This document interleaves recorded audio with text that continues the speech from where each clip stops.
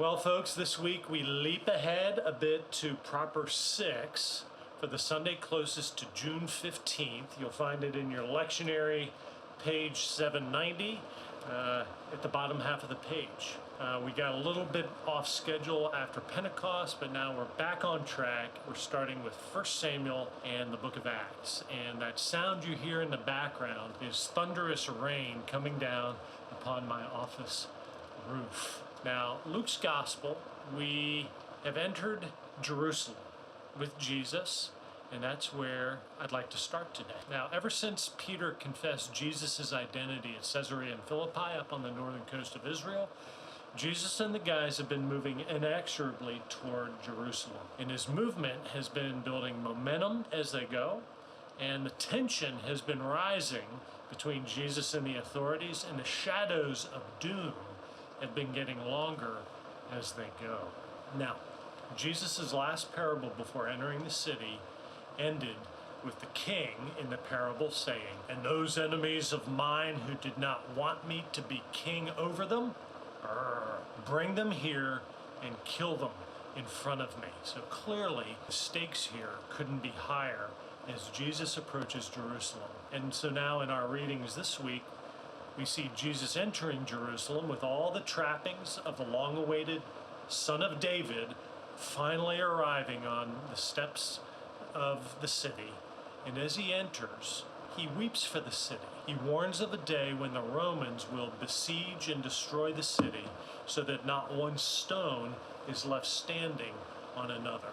Because, as Jesus said, you did not recognize the time of God's coming to you.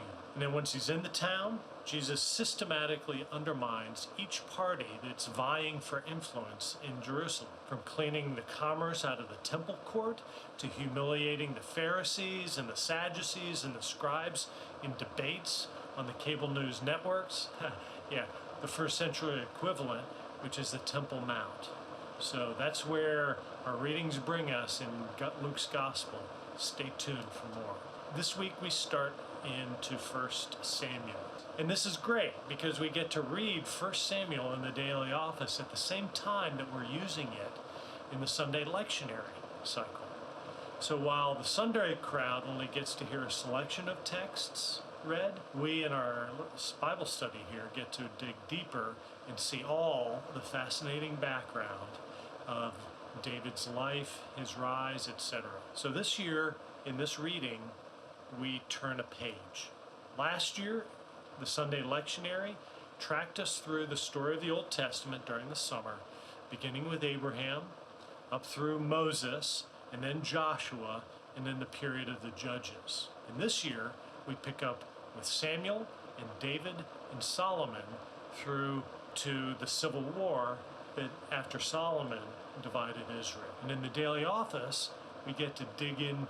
Now, I need to correct that. And in the daily office, we have already gotten to dig into Ruth, which anticipates the coming of the kings.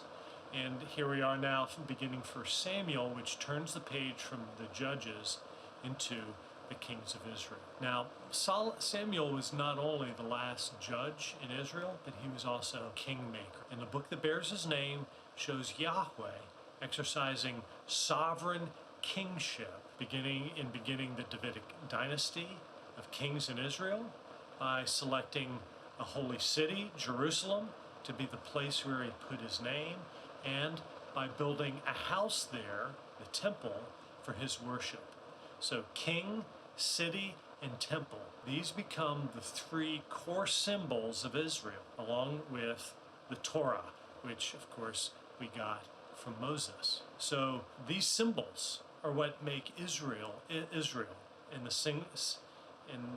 as we saw back in our study of the Babylonian captivity, the symbol of the king was ended by the Babylonians. There hadn't been a king in David's line since then, which makes Jesus' arrival in Jerusalem as the son of David so striking. What's even more striking about Jesus' actions and words in Jerusalem in our Luke readings this week is he's predicting the permanent destruction of the city and the temple, so that not one stone is left standing on another. Jesus is announcing that those two symbols, in addition to the Davidic king, will soon crumble. And that happened in the generation of his hearers when the Romans besieged Jerusalem. So this left the Jews who didn't follow Jesus as Messiah with only one core symbol left to them, the Torah.